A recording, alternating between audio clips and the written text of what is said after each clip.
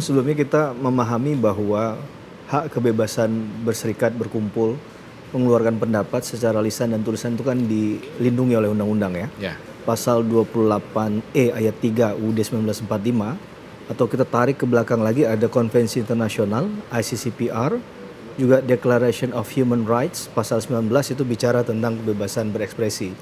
Namun yang mau kita jelaskan juga adalah bagaimana kemudian negara itu bisa membatasi hak seseorang.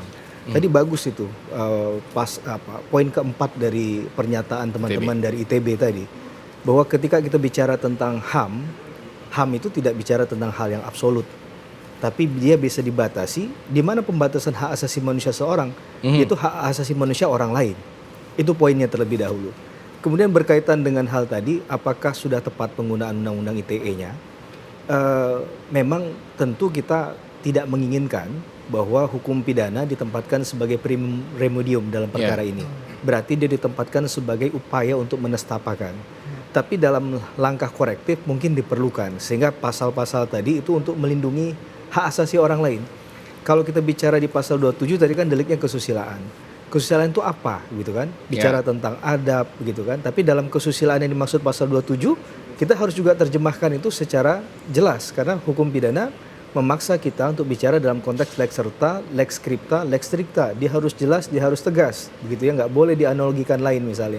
Maka ini kita akan bicara kesusilaan itu misalnya apakah, mohon maaf, mempertunjukkan alat kelamin, ada aktivitas seksual kah di sana, begitu ya, sehingga masuk delik pasal 27 tadi. Ancaman pidananya lumayan mengerikan, Bang Samuel, itu kalau saya nggak salah mencatat 6 tahun ya Bang ya. Dan kalau posisi 6 tahun dalam konteks kita bicara penahanan, syarat penahanan di pasal 21 KUHP itu membolehkan aparat penegak hukum melakukan upaya paksa berupa penahanan, karena syarat objektifnya adalah minimum 5 tahun ancaman pidananya. Kemudian kalau kita tambahkan lagi di ketentuan pasal 35 yang juga digunakan adalah dia dengan sengaja tanpa hak memanipulasi sesuatu yang barang, katakanlah data elektronik, informasi elektronik itu menjadi satu barang yang otentik. Nah ini ancaman pidananya juga luar biasa Bang Samuel, 12 tahun dan denda 12 miliar.